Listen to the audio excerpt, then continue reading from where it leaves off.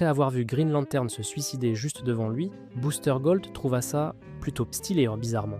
Mais il partit ensuite chercher le Batman de cette ligne temporelle, une réalité qu'il avait lui-même créée en sauvant les parents de Bruce Wayne.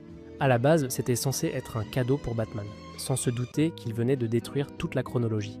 Car dans ce monde, il découvrit que Batman était devenu complètement fou, obsédé par le meurtre, et que toute la Bat-Family avait sombré. Le reste des héros, tous morts. Sans Batman pour les guider, le monde s'était effondré. Ce Batman altéré expliqua alors à Booster à quel point son plan avait tout ruiné.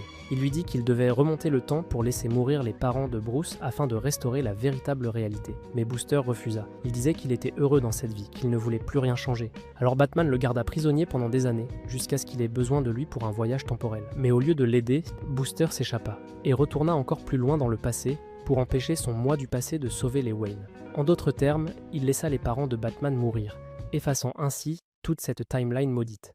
Quand tout revint enfin à la normale, on vit Michael Carter raconter toute cette histoire à Batman et Catwoman, leur avouant que cette expérience l'avait changé à jamais